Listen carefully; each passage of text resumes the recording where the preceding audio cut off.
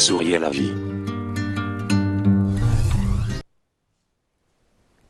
Bonsoir à tous, merci donc de votre fidélité. Nous voilà toute l'équipe de Dites-moi tout docteur pour vous tenir en haleine pendant 55 minutes sur cette thématique préoccupante.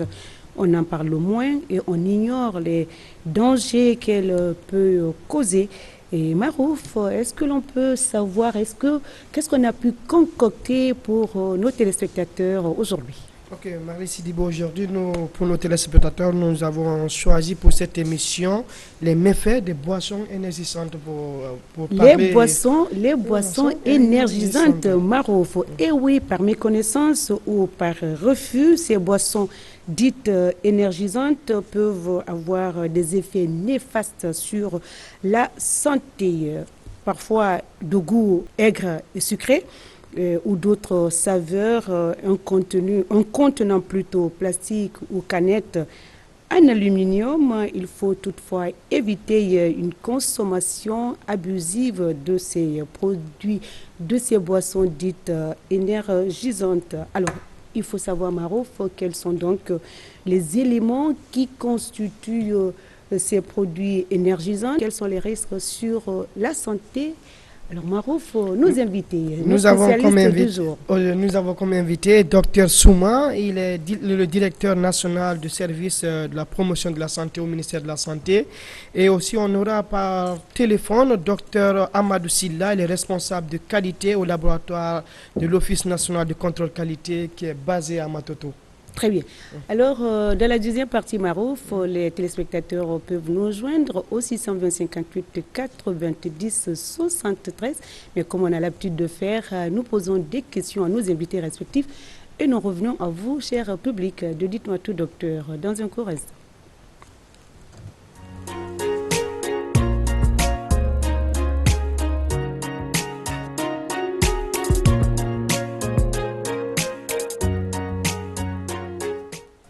Retour en plateau, merci donc de votre fidélité. Marouf nous a présenté nos invités respectifs. Il s'agit tout simplement de notre spécialiste qui est sur le plateau, en l'occurrence, docteur Moussa Souma. Il est le directeur national de la promotion de la santé et nous aurons notre invité au bout de téléphone tout à l'heure, c'est docteur Amadou Silla et il est au service de l'Office national du contrôle de qualité qui va nous joindre dans un court instant. Alors docteur, avant de joindre notre invité qui est de l'autre côté de Conakry et à Matoto plus précisément, nous allons commencer avec vous, nous dire d'abord c'est quoi qu'est-ce que c'est que ces boissons énergisantes? Ok. Merci madame, merci pour cette question. Et comme vous avez dit à l'entame, en fait, les boissons énergisantes, je commence juste par vous donner une simple définition. C'est des boissons qui fournissent aux consommateurs un regain d'énergie et à l'aide d'une stimulation mentale. Donc ça donne l'impression que la personne ne se sent pas fatiguée. Ça donne l'impression que la personne ne sent pas la douleur, mais qu'au fond, on a la douleur qu'on encaisse, on a la fatigue qu'on encaisse, ça ne fait que juste couvrir la fatigue. Donc l'effet que cette fatigue pourrait avoir sur l'organisme va toujours rester et demeurer. Et vous le savez autant que moi, l'organisme a besoin de se reposer comme notre voiture a besoin de se reposer. Donc lorsque nous utilisons notre organisme comme étant quelque chose qui n'a pas besoin de se reconstituer et qui est surtout au moment du repos et le sommeil, et si on ne s'accorde pas cela, ça veut dire qu'on est en train à petit feu de détruire notre organisme. Très bien. Est-ce que cette question, on aurait dû poser ça à notre spécialiste contrôle qualité, mais qui n'est pas la même? Je sais que vous pouvez quand même nous aider à comprendre les éléments qui constituent ces boissons que nous appelons dites, qui donnent la force. Énergisantes. En fait, parlant des éléments qui composent ces boissons énergisantes, de façon générale, on trouve de l'eau, le sucre et de la caféine. Et la caféine, il y a deux formes. Il y a la forme naturelle et la forme synthétique. La forme naturelle est issue de ce qu'on appelle le guarana. Et maintenant, au-delà de ça, il y a d'autres substances aussi naturelles, additives, qui sont là.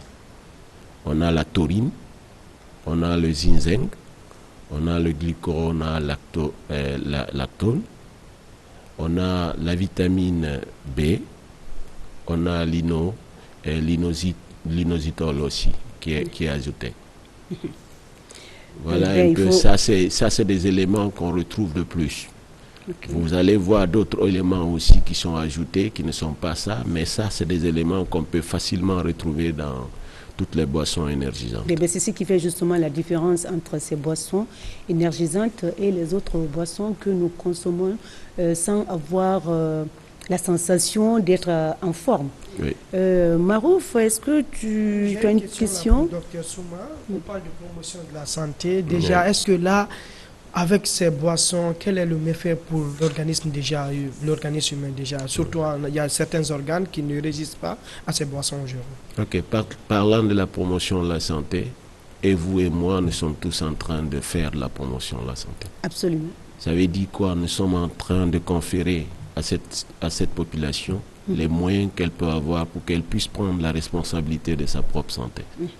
Et cette responsabilité-là, c'est de savoir mon environnement dans lequel je vis, est-ce qu'il est favorable à moi ou pas? Mais si l'environnement est défavorable, lié par un certain nombre d'éléments, ça veut dire qu'il doit avoir connaissance et avoir la responsabilité pour faire un choix éclairé par rapport à ce qu'il doit faire. Parce que la finalité de ce qu'il fait, c'est avoir le bien-être et qui a pour ressource quotidienne la santé. Donc forcément, il faut garantir cette santé-là. Donc je reviens sur la question. J'ai cité les éléments qui composent les boissons énergisantes. L'élément, il y a la caféine, il y a l'eau, il y a le sucre. Mais quand je prends la caféine, l'eau, le sucre, la caféine a un taux raisonnable, a des effets sur l'organisme attendus et a aussi des effets qui sont un peu plus toxiques pour l'organisme. Et il y a des effets que la personne peut présenter. Lorsque nous dépassons l'apport quotidien de caféine par jour, qui est chez une personne normale de 400 mg jour, on dépasse, la personne va commencer à développer ce qu'on appelle des maux de tête, la nervosité, l'irritabilité, et c'est aussi l'insomnie. Je vais plus tard vous expliquer quelle est la cause de l'insomnie sur notre état de santé. Donc je vais sur le ginseng. Le ginseng, c'est une substance naturelle, mais qui est très néfaste pour le corps humain. Comment? Le ginseng, d'abord, est contre-indiqué pour toute personne qui a le diabète, l'hypertension artérielle, qui a un problème cardiaque. Et nous savons aujourd'hui, excusez-moi, juste pour dire... Oui, docteur Souma, ce n'est pas pour vous couper la parole. L'autre invité, notre deuxième invité est au bout de fil. Est-ce qu'on peut le prendre et puis on continue avec vous? Il n'y a pas de souci. Allô? Oui, allô? Docteur Sila? Oui. Merci de nous rejoindre ici sur ce plateau. Ok. On parlait le thème du jour, notamment les méfaits des boissons énergisantes sur la santé. Okay. Vous êtes censé être les régulateurs au niveau de l'Office national de contrôle de qualité pour réguler tout ce que nous consommons, tout ce que nous mangeons. Alors, vous êtes mieux placé pour nous dire ici, même ici l'a fait Dr Souma, les éléments. C'est quoi d'abord ces boissons dites énergisantes? Quels sont les éléments qui les composent? Merci vraiment pour la question. En ce qui concerne les boissons énergisantes de façon générale, l'appellation énergisante est une appellation commerciale. D'accord. En un mot, c'est des sodas qui sont enrichis en alcaloïdes, plus aussi certains additifs. Tout à fait. Donc, de façon générale, ils sont autorisés dans le commerce international, c'est partout. Mais ce qu'il faut retenir, c'est des boissons qui sont interdites surtout aux femmes enceintes, mais aussi aux enfants, à cause de leur teneur en alcaloïdes. Et tout le monde sait que le docteur pourra le confirmer, je ne suis pas là-bas. Mais ce qui reste, qu'ils contiennent les alcaloïdes dont ils contiennent sont des substances qui peuvent agir sur le système nerveux central, ils peuvent accélérer le rythme cardiaque. Et quand vous regardez les femmes enceintes et les enfants, naturellement, leur rythme cardiaque est accéléré, raison pour laquelle ces boissons sont interdites à ce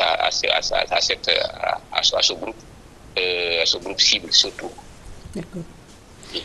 Et Marouf, aussi, j'ai une question. Allez-y. Docteur Amadou, est-ce que là, au niveau de votre office, on connaît le nombre de ces jus que vous avez déjà répertoriés sur votre liste, et comment vous arrivez à faire déjà le contrôle avant la vente de ces produits sur le marché guinéen? Merci vraiment pour cette question. Déjà, retenez que l'Office est l'organe principal de contrôle qualité en route de Guinée. Au fait, on est représenté dans les 33 préfectures, les 5 communes, mais aussi au port, à l'aéroport et dans les postes frontaliers. Généralement, il y a des usines qui produisent des boissons énergisantes en Guinée, mais aussi ce qui est importé. Et quand vous regardez de façon générale, il y a 5 structures qui produisent les boissons énergisantes en Guinée. Donc, vous le savez, donc, je ne suis pas en train de faire la promotion. Mais il faut, ce qui est important, c'est que chaque structure aujourd'hui s'est mis dans le processus d'amélioration continue de la qualité de produit.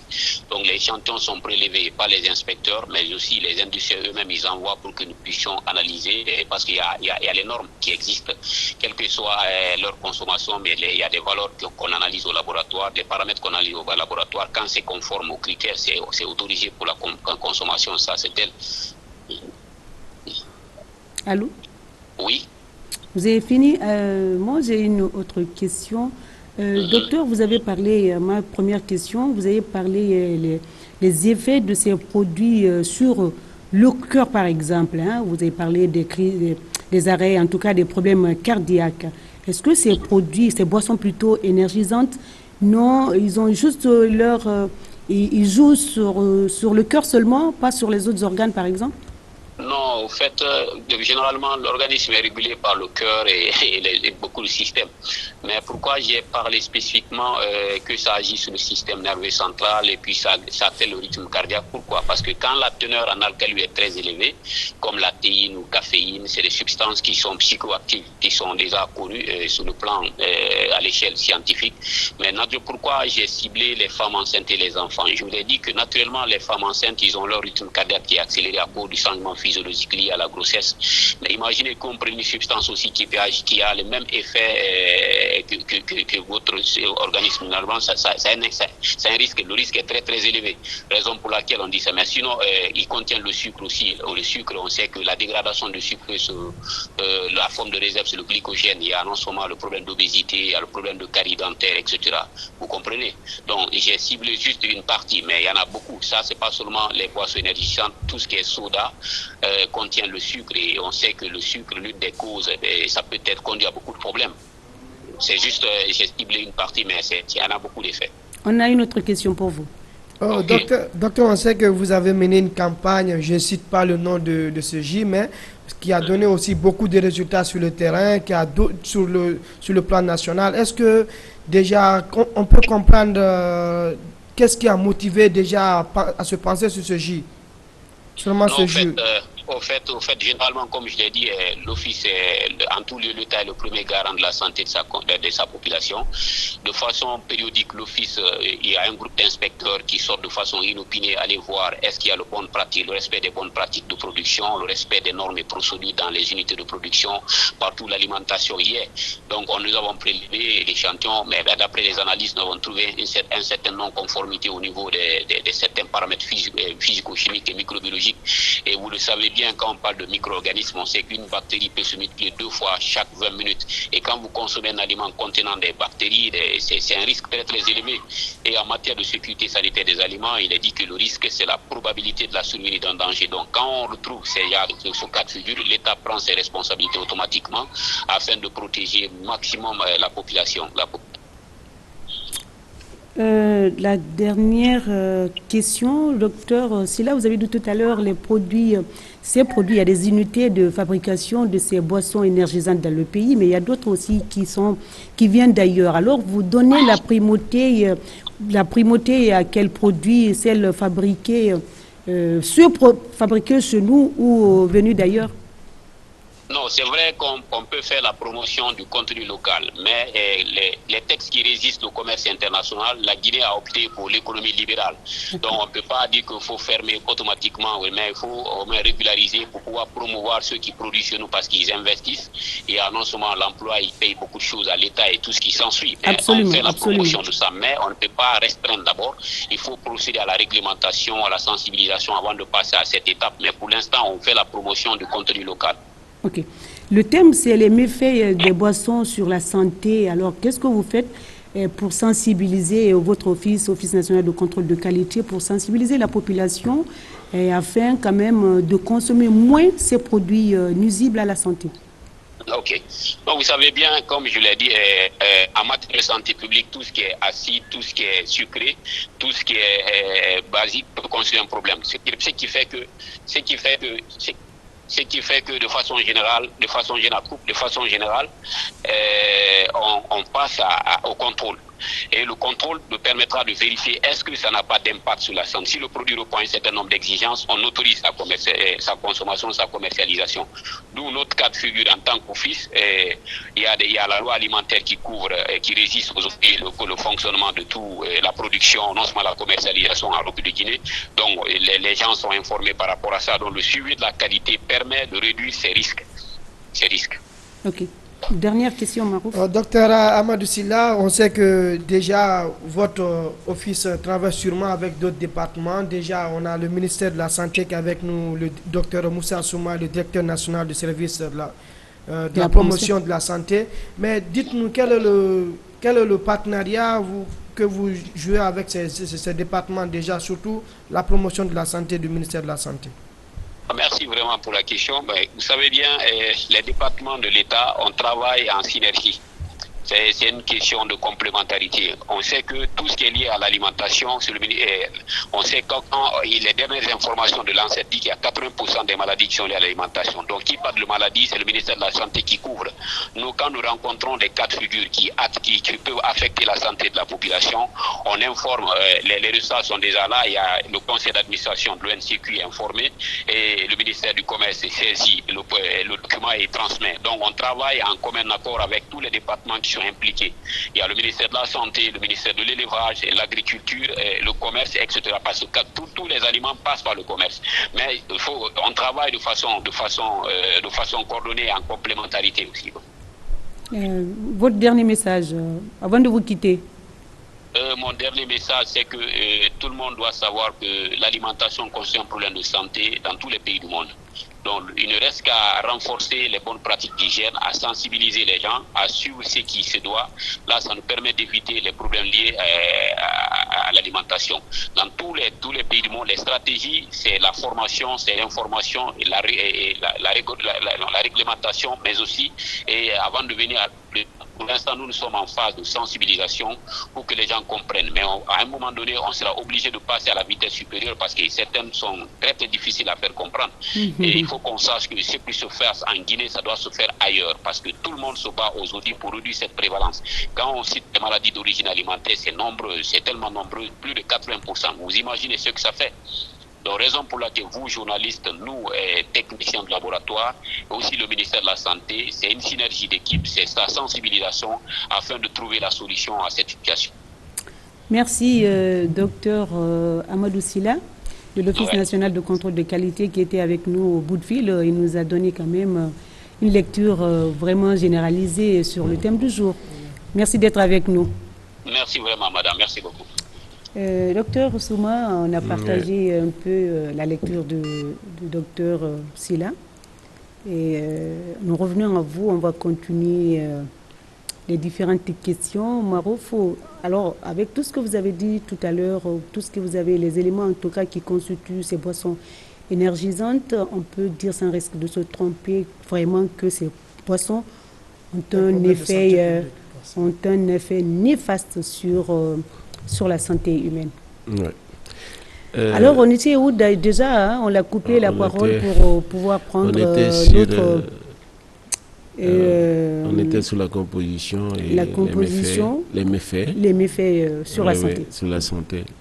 Bon, j'étais en train d'expliquer, comme l'a dit Dr Sylla, c'est bien vraiment, parce que nous ne pourrons amener à garantir la santé de la population sans un environnement sain. Et cet environnement sain est forcément procuré par cet office-là. Parce que quand l'office fait son travail comme ça se doit, ça va garantir. Parce que le choix dépend de ce qu'on a devant soi. Donc la population, des fois, est contrainte de s'adapter à son milieu. Si le milieu n'est pas assaini, ça veut dire que la population est obligée d'en faire avec. Donc si l'office est en train de travailler dans le sens à assainir ce milieu, nous pensons que déjà, il y a un grand pas qui est pris. Et le ministère de la Santé peut être rassuré que dans les jours à venir, les indicateurs de morbidité et de mortalité liés aux éventuelles complications de ces boissons vont forcément réduire. Alors je reviens un peu, je citais, on était avec la caféine, j'ai dit un peu à quelle dose la caféine est acceptée. Il faut juste comprendre que la caféine est considérée à la fois comme aliment et médicament. Médicaments, vous verrez que des médicaments qu'on appelle les antalgiques, les antidouleurs, la caféine est au deuxième niveau pour aider à stopper la douleur. Donc c'est cette sensation-là que les gens tirent de ces boissons parce qu'ils ne ressentent pas la douleur, fait qu'ils continuent à le prendre. Mais il se trouve que la caféine, c'est à une dose donnée. Et au-delà de ça, il y a beaucoup d'autres aliments qui aussi contiennent la caféine et qu'on consomme tout au long de la journée. Et il nous a été dit qu'il faut aller jusqu'à 400 mg. Vous verrez que les boissons là, c'est de 35 à 350 mg. Tu verras d'autres boissons jusqu'à 350 mg. Seulement, la seule canette contient ça. La moyenne, c'est 80 mg par canette.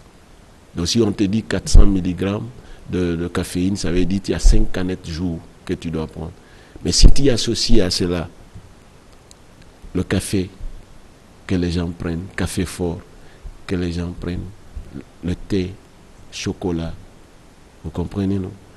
L'ensemble de ces aliments-là aussi contiennent de la caféine. Donc ça veut dire que tu vas prendre ces boissons-là et tu ajoutes encore. Je vais juste vous dire qu'est-ce qui fait encore la dangerosité de ces boissons. Il se trouve que les gens les prennent parce que des fois ils les prennent, c'est pour qu'ils soient en forme. Il y a d'autres qui prennent, ils ne veulent pas dormir. Il y a d'autres, qu'est-ce qu'ils veulent? Ils veulent suffisamment travailler. Mais qu'est-ce qu'ils font? Ils achètent. Ils ajoutent du café fort dessus. Ils ajoutent de l'alcool, d'autres substances pour rendre encore plus fort. Regardez, on va au-delà de la dose attendue. Et au-delà de la dose attendue, regardez ce que ça peut faire. Je vous ai dit, les Guinéens, même nous qui sommes intellectuels, il y a rares qui maîtrisent leur statut de santé. Qui sait qu'il est pas attendu? Tant qu'il ne ressent pas la douleur, il ne part pas à l'hôpital. Qui sait qu'il est diabétique? Tant qu'il ne ressent pas les signes, il ne va pas à l'hôpital. Alors, lorsque tu prends, ça aggrave ceci. Et quand ça aggrave ceci, nous, médecins, nous connaissons les complications de l'hypertension artérielle et le diabète, y compris les problèmes cardiaques. Et aussi, ça agit sur la schizophrénie et l'insomnie. Maintenant, ça aggrave davantage. Les gens là vont développer des complications neurologiques et des complications cardiaques, en même temps des complications néphrologiques. C'est ces complications néphrologiques qui amènent les gens vers une insuffisance rénale chronique. C'est ce que je vous disais, à l'insuffisance rénale chronique aujourd'hui en Guinée, c'est le centre d'hémodialyse qui le gère.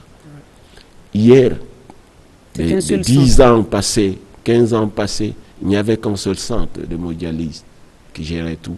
Mais aujourd'hui, on a compris qu'on ne peut pas. La Guinée est en train d'aller. Et là, de passage, je salue l'effort que le gouvernement est en train de fournir, en train de mettre en place 8 autres centres hémodialyse. Ça veut dire que ça devient une problématique. Absolument. Mais pour mieux aider le gouvernement et mieux aider la population, c'est d'attaquer le problème à la source. Qu'est-ce qui fait que les gens vont vers cette complication? Et surtout la jeunesse aujourd'hui, à partir de 18 ans jusqu'à 35 ans, qui se met beaucoup plus dans la consommation de ces trucs-là, parce qu'ils veulent être en forme. Voyez-le? Et ça écourte leur vie. Et à la longue, ils vont commencer à développer l'hypertension artérielle, le diabète et autres, on se demande comment c'est fait. Alors que c'est parce que, à cause de leur vice, à cause du plaisir, à cause de parce qu'ils veulent faire un boulot et se sentir vraiment à l'aise, tout de suite là, ils bousillent leur vie et ça c'est déjà impacte visible même négativement. sur le terrain avec certains ouvriers, même des chauffeurs. C'est Déjà, ils sont obligés même de prendre ces boissons pour 2 à 3 ou même à 4 canettes par jour, Oui. pour être en forme, pour continuer le boulot. Mais est-ce que c'est là, on connaît déjà le danger déjà. Je crois que c'est une sensibilisation qu'il faut mettre sur le terrain, l'Office national, le ministère de la Santé, partout. Je crois même nous-mêmes journalistes dans les justement, émissions, ce que nous sommes en train de faire. Il faut qu'on le fasse. Il faut qu'on le fasse parce que, comme vous le dites, vous les journalistes, l'air est grave. L'air est grave parce que, vous savez, quand vous prenez de la ville, vous remontez vers Koya, vous allez voir les vendeurs et les vendeuses qui circulent tout au long de la route. Je vous dis, quand vous voyez les boissons qu'ils vendent, sur 10, 7 sont des boissons énergisantes. Et les gens en achètent comme ils veulent. C'est vrai que... Comme des petits pains à la boulangerie. Non, comme des petits pains à la boulangerie. Ils oublient que... C'est vrai, ils disent, je vais lutter contre la fatigue, je l'ai dit. Les substances qui sont là, non, ne peuvent pas éliminer la fatigue, mais couvrent la fatigue. C'est comme si on a une plaie là, au lieu de faire un bon pansement, on vient mettre du sparadrap sur la plaie sans nettoyer. Ça couvre la fatigue et ça nous empêche de dormir. Qu'est-ce qui se passe si on n'a pas de sommeil normal? Notre organisme devient vulnérable et fragile. Absolument. Vous avez compris? Donc ça veut dire, quand il y a une petite infection, tout de suite là, tout peut s'écrouler. Et on est malade. Et ces conséquences, qui le gèrent? C'est le ministère de la Santé qui va gérer. C'est pourquoi le ministère de la Santé se dit, pour travailler de façon efficace, souhaite déplacer, pas seulement à gérer les conséquences, mais aussi à gérer les causes. Ça veut dire qu'on va remonter pour essayer d'identifier les causes néfastes qui pourront, ou les comportements néfastes qui pourront réellement impacter l'état de santé de la population, pour qu'on puisse attirer leur attention par rapport à ça. Et déjà, avec l'approche multisectorielle comme l'Office, que nous puissions vraiment jouer, comment faire de sorte que la population puisse vivre dans un environnement assaini. Et de l'autre côté, il a parlé à l'industrie qui est là. Qu'est-ce qu'on veut?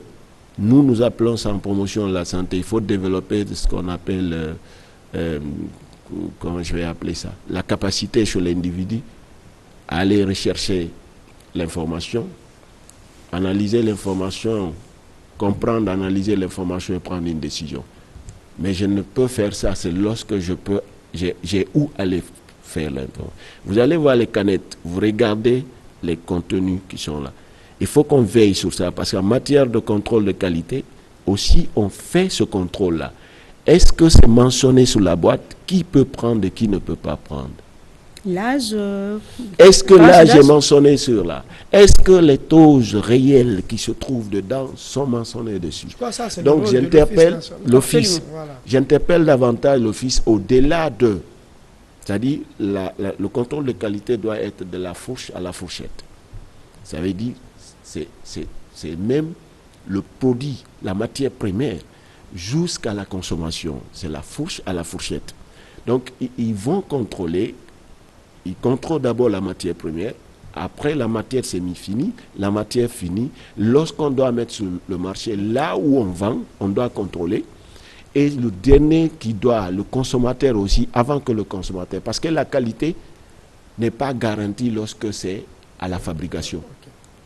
Oui, mais si c'est le cas, et ça peut, c'est-à-dire ces différentes étapes-là sont faisables. Par exemple, à Conakry, les produits que l'on fabrique ici, mais si c'est à l'étranger... Non, mais à l'étranger, à l'entrée. À l'entrée, déjà, on essaye de contrôler la qualité. Quand on fait la mise... Mais ça, c'est le contenu. Maintenant, le contenant, vous avez dit tout à l'heure, il faut que ça soit mentionné Oui, mais- quelque part, tranche d'âge, qui doit consommer. Alors, Docteur Silla l'a dit. Il dit, quand on envoie, ils font le contrôle qualité. Hein? Même les autres produits. Il n'y a qu'un seul ici qui a mentionné sur la boîte les femmes enceintes et les femmes allaitantes ne doivent pas boire. Je ne vais pas citer le nom de la chose. absolument. C'est Les femmes enceintes et les femmes allaitantes. Normalement, les femmes enceintes, les femmes allaitantes ne doivent pas, mais aussi l'hypertendu, le diabétique et le cardiaque ne doivent pas. Effectivement. Un enfant qui a moins de 12 ans ne doit pas. D'accord. Vous avez compris, non? Donc ça, c'est des éléments qui doivent figurer sur la boîte. Laisser le choix libre au consommateur de décider. Ok. Parce que, comme il a dit, c'est des produits qui sont autorisés. Mais la consommation, il faut contrôler. Il faut savoir avec quoi et quoi. La commercialisation. La commercialisation, il faut savoir avec quoi et quoi, comment on appelle ça, consommer le truc. Parce que normalement, quand tu prends ces canettes et tu prends café fort, tu prends du thé, tu prends chocolat. C'est un bon cocktail néfaste. Tu as vu, non? Tu prends tout ça, le taux de caféine va être très élevé. Le danger encore avec ces boissons, il y a certains jeunes qui essaient de mélanger avec du tramadol. C'est ce que j'ai dit. Danger, Ils mélangent avec du tramadol. Le tramadol aussi. Déjà, c'est un antalgique. tramadol, c'est un cas. Hein? C'est aussi un autre antalgique. Hein. Regardez ce que ça peut faire. L'effet que ça fait sur, comment on appelle ça, le système Nerveux. nerveux. Mais ça rend fou. Même sans C'est ce qu'on mélanger appelle, avec- c'est là la schizophrénie, quoi. Mhm, Il y a des gens qui deviennent schizophrènes. Et l'insomnie, la chance que Dieu nous a donnée, l'être humain n'a pas de garage où aller faire ce qu'on appelle L'entretien. l'entretien. Mais vous savez, notre entretien se fait La quand? vidange, on ne peut pas faire ça. Oui, vous savez, ça se fait à quel moment? Quand on est malade. Hein. Non, c'est pendant qu'on est en train de dormir. Ah, ok. D'accord. Pendant qu'on est en train de dormir, dans toute la journée, on détruit les cellules. On travaille, il y a des cellules qui sont détruites. Si on a bien mangé, on a respecté tout, pendant la nuit, les cellules-là se régénèrent. Oui, effectivement. Donc ça veut dire qu'il y a l'entretien qui se fait pendant qu'on est en train de dormir. Toi, tu te refuses le repos. Dites-moi, qu'est-ce qui va se passer? Mais docteur, avec ce que vous venez de dire là, pendant qu'on est en train de dormir, les cellules se régénèrent, se renouvellent, etc., etc. C'est pendant la nuit ou bien à n'importe quel moment Non, qu'on dort? pendant qu'on est en train, le sommeil, ce petit À sommeil. n'importe quel Oui, moment. pendant qu'on est en train de dormir, La l'organisme. sieste, Oui, c'est pourquoi, D'accord. même au boulot, si tu sens Il est que ton recommandé boulot, tu es De fatigué, 10-15 minutes. ce qui est je suppose. conseillé. Parce qu'il ne faut pas dire aux gens, s'ils croient que c'est ces boissons qui vont les aider à ne pas ressentir la fatigue, il faut les proposer autre chose. Il faut les proposer autre chose. Et c'est des choses, naturellement, on le fait, ça peut aller. Ça dit, normalement, pendant qu'on travaille, on doit s'accorder une petite pause. Effectivement. Même si c'est 5 à 10 minutes de sieste. On fait ça. C'est de faire des activités physiques. Au moins 30 minutes pendant 3 fois par semaine. On le fait. Là, ça pourra aider. Peut-être que je suis en train d'aller un peu plus loin. Non, on oui. va laisser les téléspectateurs aussi nous joindre. Ok. Mais moi, j'avais une question à poser avant. J'espère que le numéro est affiché, le 620 58 90 73. C'était par rapport à la question de docteur Silla qui dit que 90%, si je me rappelle bien, Ouais. des maladies sont d'origine alimentaire. Et lorsque vous parlez aujourd'hui la mise en place des centres d'hémodialyse sur l'étendue du territoire national, 8 centres, ça veut dire que, et en même temps vous rajoutez qu'il faut aller à l'amont pour d'abord trouver les causes, qu'est-ce qui ne va pas. Alors ça veut dire que, est-ce qu'aujourd'hui, la sensibilisation, est-ce que les cibles sont... On va vers les cibles. Est-ce que les messages passent? Parce qu'à force d'un centre à 8 centres, ça veut dire que le problème n'est pas résolu. Ok. D'un centre à 8 centres, le problème n'est pas résolu. Là, ça va en crescendo. Oui, oui. C'est ce que je vous dis. Si vous comprenez bien, si vous voyez que le ministère de la Santé s'est donné de la peine, même aujourd'hui, à vouloir discuter de ce problème, le ministère de la Santé a compris que l'environnement est complètement pollué. Et si on laisse passer, dans 5 ans, le ministère de la Santé et le gouvernement aura des difficultés à répondre au truc. Donc on s'est dit, pourquoi attendre? Et non, c'est aussi du rôle du ministère de la Santé. Ce n'est pas juste mettre le focus sur la lutte contre la maladie. Mais ce qui peut faire que les gens tombent malades, tous ces facteurs-là, on s'intéresse à cela. L'un des facteurs primordiaux, c'est ça. Ça veut dire qu'on s'est dit il faut assainir l'environnement alimentaire. Assainir l'environnement alimentaire, on est là aujourd'hui, on s'est dit il faut sensibiliser. C'est vrai, on est en train de développer des messages par rapport à ça. On est en train de travailler. La promotion de la santé est là, mais il y a une autre direction qui est là, qu'on appelle la Direction nationale de l'hygiène publique, qui s'occupe à la fois de l'hygiène alimentaire et de l'hygiène du milieu. Okay. L'hygiène alimentaire, comme Dr Sylla l'a dit, 80%, surtout chez nous, les maladies sont liées à l'hygiène alimentaire. C'est pourquoi je vous dis, vous allez voir que le ministère de la Santé, à un moment donné, avec le gouvernement, a vraiment fait une lutte contre ce qu'on appelle les faux médicaments, la lutte contre les... Mais c'est un sujet qui nous intéresse aussi. Regardez les faux médicaments et tout ça. Mais qu'est-ce qui fait la gravité du risque ou du facteur de risque? C'est l'exposition au risque et la facilité de pénétration et la rapidité d'action du risque lorsque il est dans l'organisme. Quand vous prenez un médicament et vous prenez l'aliment, entre les deux, on est exposé à quoi à tout moment? C'est pas à l'aliment? Absolument. On est exposé à l'aliment à tout moment. Donc si ces aliments ne sont pas de qualité, ça veut dire que on s'attend forcément à un moment ou à un autre à tomber malade. C'est pourquoi, une fois de plus, je salue Dr Sylla et l'Office. Comme ils disent, l'Office est représenté presque partout, à tous les niveaux, que je pense bien que l'Office est aussi équipé suffisamment à tous les niveaux. Ah oui, le laboratoire de Matoto quand même. S'intéresser à la chaîne de valeur. Oui.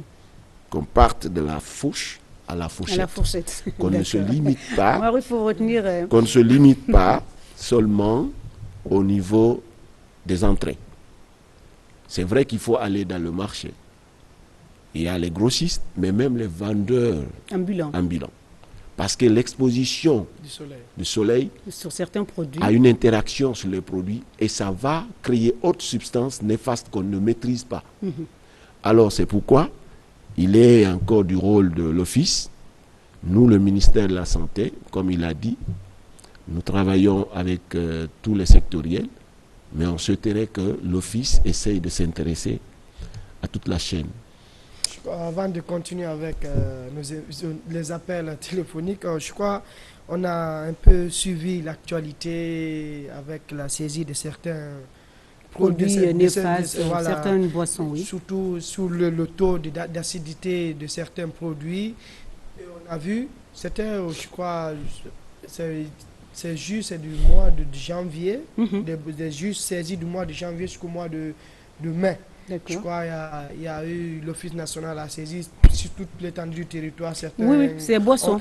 Voilà, on va suivre ce reportage. Rapidement, avec la région, on va suivre ce reportage. Après, on va continuer avec Dr Souma. Nous, on va laisser les téléspectateurs aussi poser des questions. Et puis, moi j'ai une question à poser à Dr Souma avant. Ben, si la régie, si l'élément est prêt, on peut suivre ça et revenir avec notre invité. Une partie du lot incriminé il y a 4 mois du juge 24 heures. Depuis quelques semaines, le dossier est pendant à la justice. Après délibération, la CRIEF a ordonné à l'ONCQ de détruire tous les casiers concernés. Dans la bourgade de Moussaya, CR de Wonkifon, c'est la destruction de 78 000 casiers saisis dans le Grand Conakry. Ce qui est sûr, c'est de rassurer la population que les stocks qui ont été saisis seront détruits au grand bénéfice du public consommateur. Dans ce dossier, c'est un lot de production qui a été incriminé. Une fois que ces opérations de destruction vont être terminées, on verra maintenant quelle est la suite à donner au dossier. Le site choisi pour ces opérations de destruction est une zone inhabitée où aucune espèce n'est menacée. En amont, tous les aspects d'une étude impact environnemental ont été pris en compte avant le choix. Nous sommes dans un cantonnement forestier. Donc en ce qui concerne l'aspect environnemental, nous avons des éléments sur le terrain qui veillent sur le site. Pour empêcher certains habitants pour pouvoir accéder au site, nous avons des conservateurs par rapport à ça. Depuis près de 2 ans, les autorités préfectorales de Koya accompagnent l'ONCQ à préserver le site. À chaque opération d'incinération ou de destruction, toutes les mesures sécuritaires sont prises pour accompagner les travaux. Nous aussi qui sommes là à côté du cabinet de monsieur le préfet, nous venons le représenter ici aujourd'hui pour tout juste faire savoir à la population que le gouvernement veille sur leur état de santé. Donc de tels cas doivent quand même impressionner les citoyens et citoyennes pour éviter qu'on ne soit vraiment confronté à des maladies dont on ne connaîtra pas du tout la source. 184 000 casiers ont fait l'objet de notifications de saisie conservatoire sur tous les marchés du pays. Après cette phase de destruction, les autorités du ministère du Commerce et de l'Industrie vont se prononcer sur le démarrage ou non d'une nouvelle production du jus 24 heures.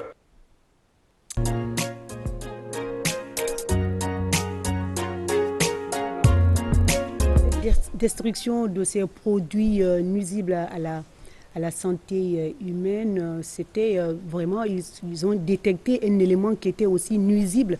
C'est pourquoi, d'où cette pratique-là. Docteur, quelle lecture faites-vous par rapport à cela? Et après, on va prendre les téléspectateurs. Et puis, Marouf, si toi aussi tu as une question pour notre invité, on va laisser les téléspectateurs aussi contribuer à leur façon. Okay. Alors, merci pour la question. En fait, moi, je dirais que c'est une très belle action, parce que on sent que vraiment il y a de l'attention qui est là et que l'Office national de contrôle qualité fait bien son travail. Mais moi, je souhaiterais au-delà de s'intéresser au contenu chimique de la chose, on doit aussi essayer de donner l'occasion... C'est ce qui a amené cela. Hein? Oui, de s'intéresser au contenu chimique qui est très important, mais on doit aussi donner la chance à la population de connaître quel est le contenu chimique et qui peut le consommer et qui ne peut pas le consommer. Okay. Parce que ça aussi, je veux que ça entre dans le contrôle de qualité, dans les créneaux, que ça entre dans le contrôle qualité. Oui. Un jus qui n'informe pas de façon régulière et complète les consommateurs est aussi un jus de mauvaise qualité. Très bien. Marouf, moi j'ai une question. Docteur, on avait dit tout à l'heure que les médias, la promotion de la santé, l'Office national de contrôle de qualité, chacun doit apporter sa contribution pour en fait que la population comprenne, sensibiliser en gros. À part ces émissions interactives à la radio, les reportages dans le journal, quel autre créneau vous proposez par exemple pour toucher la cible, la population, pour comprendre, ou en tout cas sensibiliser la population de façon générale? Ok, il n'y a pas plus longtemps, on était avec la Direction nationale de l'hygiène publique, où on était dans une réflexion de mise en place d'un cadre unique de l'hygiène publique. Ce cadre unique, il est multisectoriel, qui va intégrer toutes les entités gouvernementales qui agissent dans le domaine de l'hygiène publique. Et ça a été fait à Kindia. Et nous avons élaboré une feuille de route, et cette feuille de route ressort l'élaboration d'un plan de communication qui va prendre en compte tous ces aspects. Au-delà de ce que je suis en train de faire là, on souhaiterait aller même auprès de la communication et le faire avec la communication, auprès de la communauté et le faire avec la communauté, pour que la communauté puisse avoir connaissance de ces facteurs que nous appelons des facteurs de risque. Parce que nous ne pouvons mieux le faire tant que le consommateur lui-même n'est pas conscient d'être exposé au risque. Si lui-même il n'a pas la capacité d'identifier ce risque et agir sur ce risque, vous avez vu, le résultat va forcément quelque part Ouais. Alors, pour aller vers la population, les langues vernaculaires, les langues du Oui, terroir, c'est les langues du terroir. on mettra à profit. On mettra en profit. Mais au-delà de les informer, qu'ils aient connaissance, il revient à nous, acteurs, d'agir sur l'environnement pour qu'ils aient la possibilité de le faire.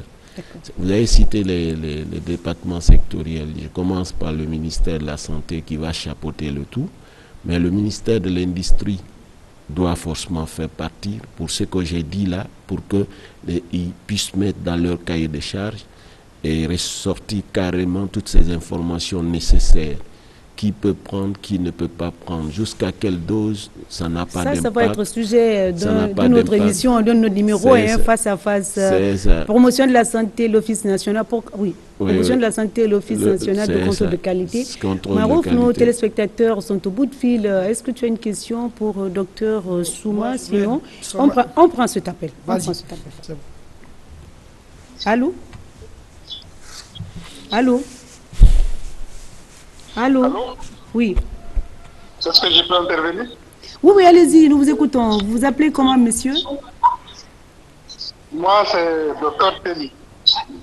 D'accord. Vous appelez d'où rapidement? Votre question? Oui.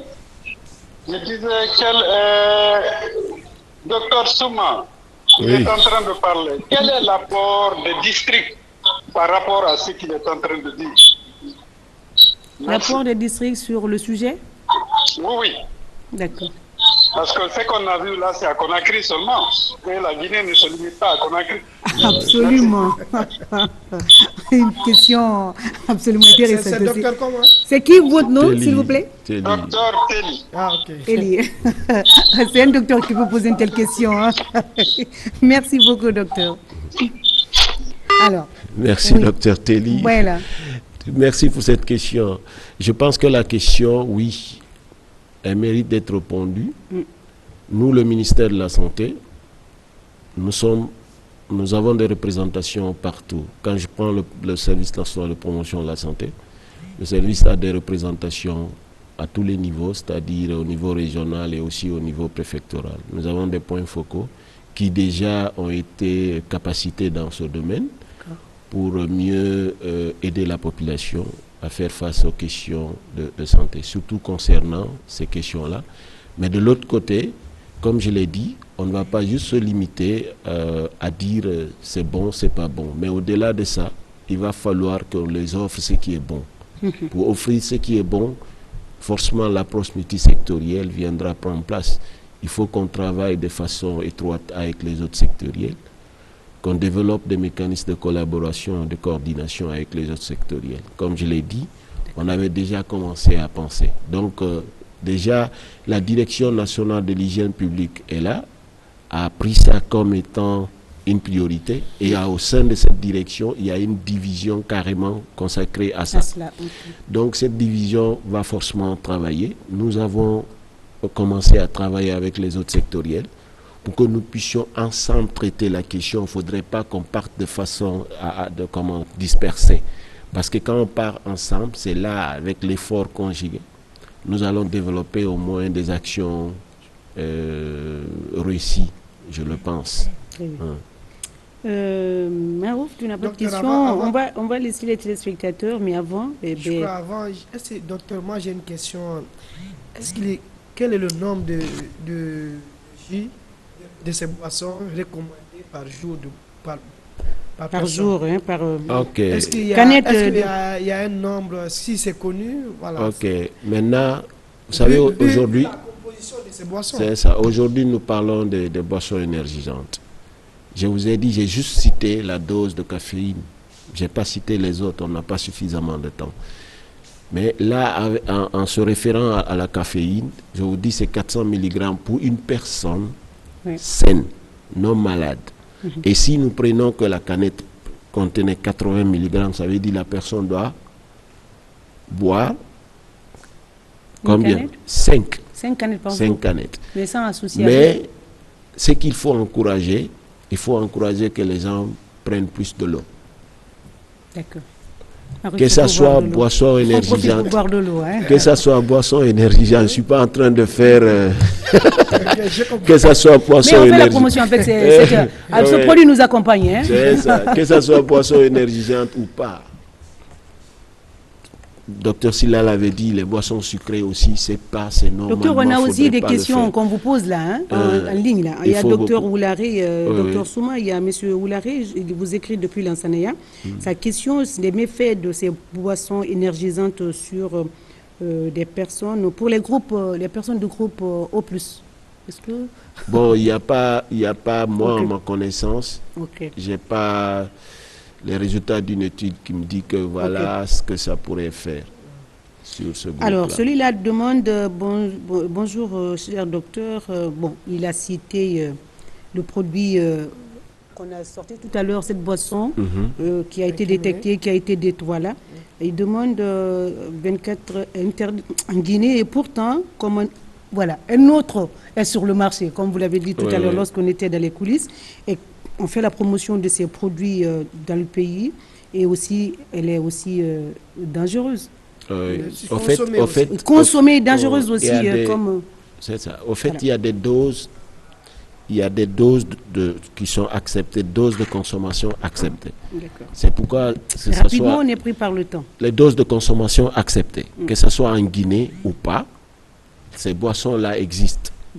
Mais quand vous prenez les États-Unis, à un moment donné, ils avaient même interdit complètement.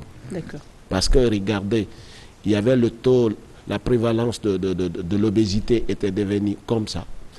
Ça avait très d'effets et qu'ils avaient plus à gérer les maladies chroniques que gérer le truc. Donc, à un moment donné, ils l'ont interdit.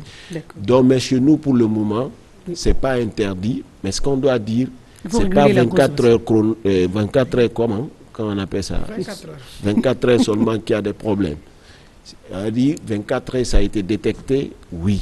Mais au-delà de ça, toutes comment je vais dire ça, les autres boissons énergisantes, il faut faire attention avec.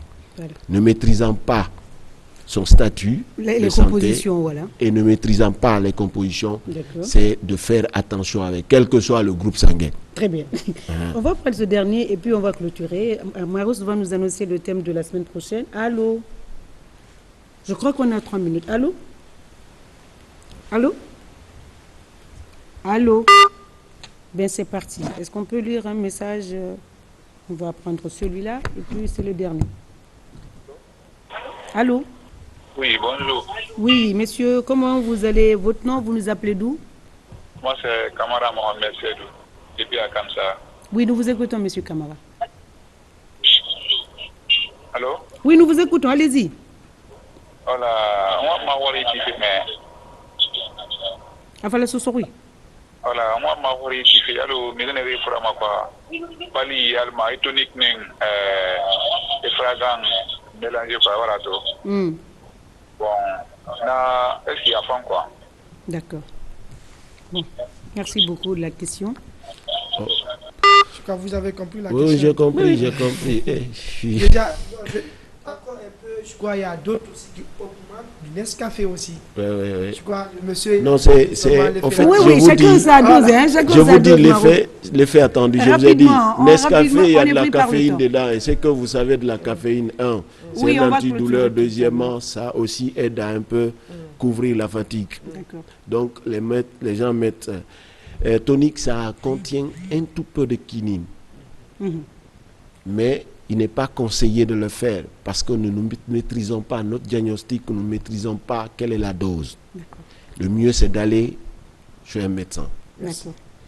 Alors, nous allons vous dire au revoir, docteur Souma, directeur national de la promotion de la santé, qui était notre invité, Marouf. Je crois qu'on va encore le revoir très prochainement en face à face avec docteur Silla pour nous établir les produits qu'ils ont sur leur liste là-bas. Quels sont les produits certifiés que l'on peut consommer et des tranches d'âge aussi.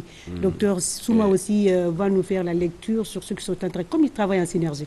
Alors, on va se dire au revoir. Merci à l'équipe technique. Mais le dimanche prochain, qu'est-ce que Marouf va nous concocter comme thème du jour? Bon, le dimanche prochain, pour nos téléspectateurs, nous allons nous intéresser aux hépatites. Très bien. Avec les variants, le A, le B, le C et le D. Ah bon? Est-ce qu'on aura le temps pour tout cela? Non, bon, si on parle des hépatites, on ne peut pas se limiter seulement à un seul variant. On peut avec des spécialistes, ce jour-là, on va essayer de parler, on va essayer de développer et voir quel est le niveau de la prise en charge de cette maladie qui prend de l'ampleur dans notre pays. Très bien, c'est la fin de cette émission. Merci donc à Maro d'être avec nous. Merci à Dr Souma d'être avec nous. Ben, excusez-moi de souhaiter joyeux anniversaire à tous ceux qui sont nés au mois de juin et notamment à notre Alassane Camara qui est avec nous tout le temps. Pour ses intimes, on l'appelle Al. Merci et joyeux anniversaire à toi. On se retrouve la semaine prochaine. Vous êtes né au mois de juin? Allez-y rapidement. Vous ne pouvez pas souhaiter heureuse année à tout le monde. Alors joyeux anniversaire. Joyeux anniversaire, je vais dire à tout le monde, alors qu'aujourd'hui, c'est l'anniversaire de ma femme. Donc, ah non, j'ai dit ceux qui sont tous ceux ou celles qui sont nés. Oui, mais je profite de dire à ma femme, joyeux anniversaire à toi, Madame Souma. Merci beaucoup, joyeux anniversaire à Madame Souma qui nous regarde peut-être depuis la maison. Allez, à la semaine prochaine. Merci.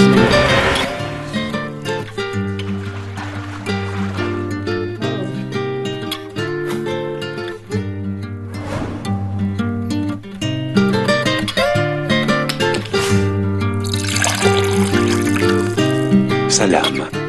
Souriez à la vie.